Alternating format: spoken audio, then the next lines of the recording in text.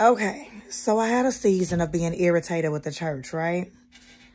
I was in a season of feeling like I was at a place of breaking. I was breaking emotionally, spiritually, and I really, really, really needed to see God move in my life. I needed to see God shift some things in my life and make a major change. So I was doing everything in me to get to church, right? This was in a season of my life where I hadn't been to church in a while, just because sometimes when you feel like you're going through some stuff, you really don't want to be out and about. You really don't want to be seen by anybody. You really don't want to be in a place where people, feel like they can look at you and they can just see your issues, on your face, like you're wearing your issues. So I just kind of went into hiding for a moment. But this day, I felt like I was in a major place of need. So I said, you know what, I'm going to press my way on out and I'm going to go get to church. Everything tried to keep me from making it to church that day. And so I knew that it was meant for me to be there. So I'm like, okay, the more I'm pressing, the more it's resistance. I'm like, okay, so something is a word for me in that building. I get in the building. I'm all excited, like I made it. I'm here. All right, I'm going to get what I need. And then the preacher starts preaching. The entire sermon was about money and tithing and giving and how if you don't give, you'll be cursed and this and that and that. And so at this point, I'm frustrated. I'm irritated. I'm devastated at this point because I'm like, here it is. I am fighting to hear a word from God. I'm fighting for my life. I'm fighting to not drown emotionally. And here it is. The only thing that you're talking about is money. So I left and I was kind of distraught. And I kind of held a grudge against the church to the point where I think about a good 6 or 8 months went by and I wouldn't go.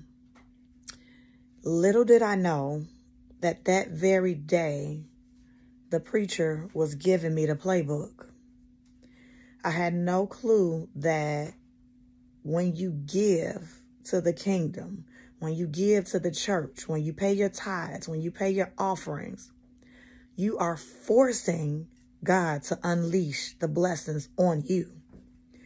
Whatever it is that you're looking for, whether it's physical health, mental health, emotional health, whether it's a new car, new house, whether it's you're praying for, your purpose partner, whether you're praying for divinely connected friendships, it doesn't matter what you're praying for. When you pay into the kingdom, you force God to unleash the blessings on you. I had no idea that that was what I needed. I'm sitting here in disgust and almost, in a place of feeling like I resented the fact that I pushed so hard to get here. And then the only thing you talk about is money. I didn't realize that the preacher really gave me the playbook.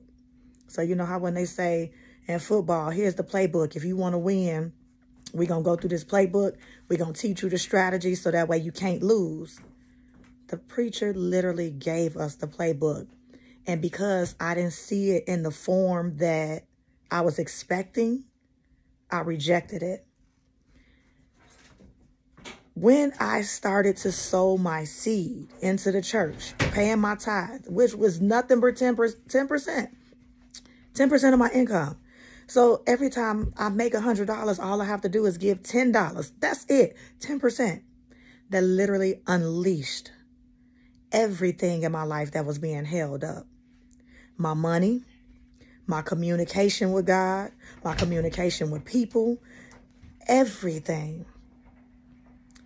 Stop what you're doing and just think about when you held your hand closed, you can't give or receive, right? But when you open up that hand, you can give, you can receive. And God also says in his word, he'll mess around and bless you more than you got enough room to receive. It's a paraphrase, but it's in your word. When you sow into the kingdom, he gives you more than you can handle. He gives you more than you got room to receive. He'll give you everything you need and more. I didn't know. Don't be like me and reject it just because it's not in the form that you understand or not in the form that you thought it was supposed to come in. Pay it forward. Bless that kingdom by taking care of that church. And I promise you, God is going to set you up and turn it around. Everything that you need, everything that you think you need, God will take care of it. He said he feed the birds every single day. They don't work for it. He do it. You think he's not going to take care of you? Tap in, guys. Don't be like me and wait so long to learn. Or don't be like me and forget. This is your reminder. Okay? Miss Shaka checking in. I love y'all. And I don't want y'all to go through the mistakes that I've made. So I like to tap in and tell my people, get back in alignment. If you're off, jump back in. See you later. Be blessed, beauties.